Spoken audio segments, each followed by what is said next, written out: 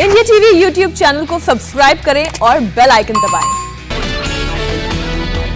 PM की vaccination लेने की अपील के बाद मुंबई के कई सेंटर्स में उमड़ी भीड़। काफी संख्या में वैक्सीन लगवाने आए सीनियर सिटीजन। मुंबई में बीकेसी कोविड सेंटर के बाहर लोगों की भारी भीड़ नजर आई। वैक्सीनेशन लगवाने के लिए हजारों लोग पहुंचे। सोशल डिस्टेंसिंग की उड़ी जमकर धज्जियां। बीकेसी कोविड सेंटर पहुंचे लोगों ने ऑनलाइन रजिस्ट्रेशन न होने की शिकायत की। कई लोग सुबह 5 बजे ही पहुंचे। व्यवस्था को लेकर नाराजगी जाहिर की। मुंबई पुलिस ने लोगों से बीकेसी कोविड सेंटर के बाहर भीड़ न इकट्ठा करने को कहा। माइक के जरिए अनाउंसमेंट किया जा रहा है। भारी भीड़ की वजह से कोविड वैक्सीनेशन सेंटर से वापस लौटे बुजुर्ग लोगों के अनियंत्रित होने की वजह से कई सेंटर्स पर सीनियर सिटीजन को परेशानी हुई। मुंबई के नेस्को ग्राउंड पर भी वैक्सीन लगवाने के लिए जमा हुए सैकड़ों की संख्या में लोगों की लंबी कतार नजर आई। नेस्को जंबो वैक्सीनेशन सेंटर पर ऐप क्रैश होने की वजह से सर्वर डाउन हुआ। ऐप भी ठीक से नहीं कर रही है काम। टीका लगवाने के लिए ज्यादा रजिस्ट्रेशन की वजह से सर्वर स्लो। पटना में भी रजिस्ट्रेशन के लिए लोगों की भारी भीड़ नजर आई। गार्डनर रोड अस्पताल में लोगों की लंबी कतार। अहमदाबाद में भी लोगों में वैक्सीन को लेकर काफी उत्साह। वैक्सीन सेंटर्स के बाहर लंबी लंबी कतारें नजर आईं। कोलकाता में कोरोना वैक्सीनेशन के दूसरे दौर में टीका लगवाने पहुंचे सीनियर सिटीजन्स। एसएसकेएम अस्पताल में सुबह से भारी भीड़। केंद्रीय स्वास्थ्य मंत्री डॉक्टर हर्षवर्धन ने लगवाई कोरोना वैक्सीन की पहली dose. Delhi heart and lung institute में अपनी पत्नी के साथ टीका लगाया। केंद्रीय मंत्री नकवी ने यूपी के रामपुर में लगवाया कोरोना वैक्सीन का पहला टीका। वैक्सीन के लिए पहुंचे रामपुर। केंद्रीय गृह राज्य मंत्री जी कृष्ण रेड्डी ने हैदराबाद में ली कोरोना वैक्सीन की पहली डोज। सुबह गांधी अस्पताल में वैक्सीनेशन कराया।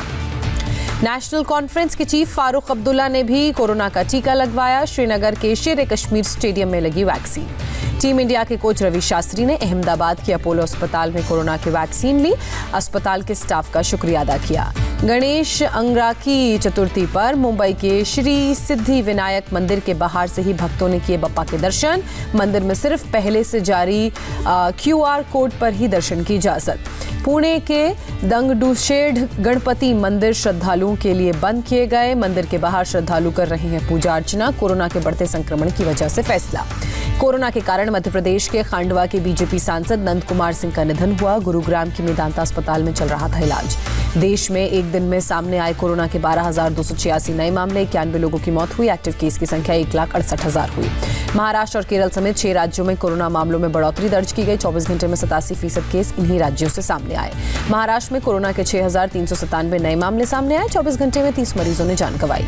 मुंबई के वर्ली में कोरोना नियमों की धज्जियां उड़ी। पब में बिना मास्क के दिखे लोग। सोशल डिस्टेंसिंग का भी नहीं किया पालन। दिल्ली में कोरोना के 175 नए मामले सामने आए। 1 मरीज ने जान गंवाई।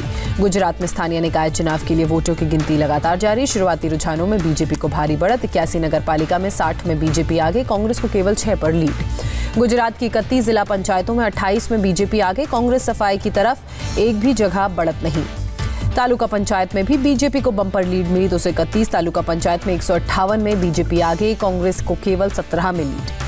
मिशन असम पर प्रियंका गांधी वाड्रा साधारू से चाय बागान में चाय की पत्तियां तोड़ी। महिला मजदूरों से मुलाकात की। चाय की पत्तियां तोड़ने के बाद प्रियंका ने टी गार्डन में चाय की चुस्कियां भी ली। महिला मजदूरों के साथ केला खाया। जम्मू में गुलाम नबी आजाद का प्रोटेस्ट। कांग्रेस कार्यकर्ताओं ने पुतले जलाए। पीएम मोदी की तारीफ पर भड़के कार्यकर्ता। कांग्रेस नेता आनंद शर्मा ने पीरजादा अब्बास सिद्दीकी के साथ गठबंधन पर सवाल उठाए। पार्टी की विचारधारा के खिलाफ बताया। आनंद शर्मा ने कहा, इंडियन सेक्युलर लीग की मौजूदगी में अधीर रंजन चौधरी का रैली में शामिल होना शर्मनाक। अपना रुख साफ करने को कहा। अधीर रंजन चौधरी ने ट्वीट कर कहा, आनंद शर्मा पार्टी लाइन से अलग अपनी राय बनाने से बचें। पीएम मोदी का गुणगान करना बंद करें। कांग्रेस में गतिरोध बरकरार। G23 जम्मू के बाद हरियाणा में रैली करने की तैयारी। कुरुक्षेत्र में कर सकते हैं अगला कार्यक्रम। G23 और गुलाम नबी आजाद के पीएम की तारीफ से भड़के जम्मू कश्मीर कांग्रेस चीफ गुलाम अहमद मीर आजाद के खिलाफ शिकायत करने दिल्ली आए मीर। कैलाश विजयवर्गीय ने बंगाल में महिलाओं के खिलाफ रेप के मामले पर पूछा सवाल। कहा, जब बंगाल की बेटी मुख्यमंत्री है तो फिर बंगाल में बेटियां इतना असुरक्षित क्यों महसूस कर रही हैं?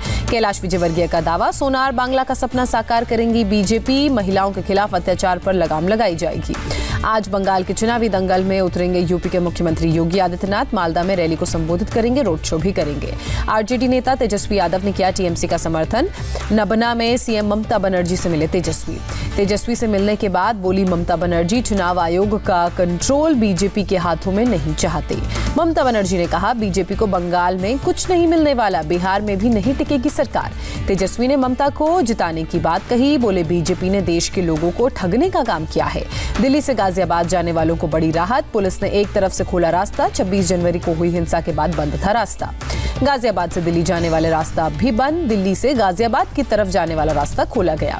पीएम मोदी ने मैरीटाइम इंडिया समिट का किया उद्घाटन, कहा भारतीय तटों पर बने 189 लाइट हाउस में 78 के आसपास पर्यटन विकसित करने की योजना। पीएम मोदी ने कहा, पोर्ट सेक्टर में निजी निवेश को बढ़ावा देगी सरकार। 2030 तक सरकार की 23 वाटरवेज को चालू करने की योजना। महाराष्ट्र सरकार के खिलाफ बीजेपी विधायकों का हल्ला बोल, लंबित बिल के कारण किसानों के बिजली कनेक्शन काटे जाने के मुद्दे पर प्रदर्शन किया। पेट्रोल डीजल की बढ़ती कीमतों पर पृथ्वीराज चौहान ने सरकार पर निशाना साधा, कहा सेस और एक्साइज ड्यूटी को प्रोत्साहन पैकेज में लौटा रही है सरकार, टैक्स कम करने की मांग की। केरल में तेल की बढ़ती कीमतों के विरोध में ट्रांसपोर्ट एसोसिएशन का बंद, 12 घंटे चक्का जाम करने का आह्वान। बस स्टैंड में खड़ी नजर आई केएसआरटीसी की बसें।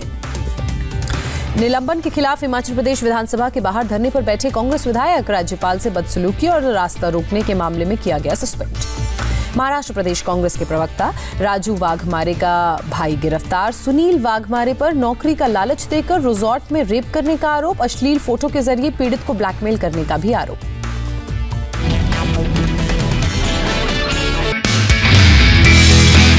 नमस्ते, मैं हूं मीनाक्षी जोशी। वीडियो और खबरों से अपडेट रहने के लिए India TV YouTube channel subscribe करें, बेल आइकन दबाना ना भूलें। जुड़े रहें इंडिया टीवी के साथ।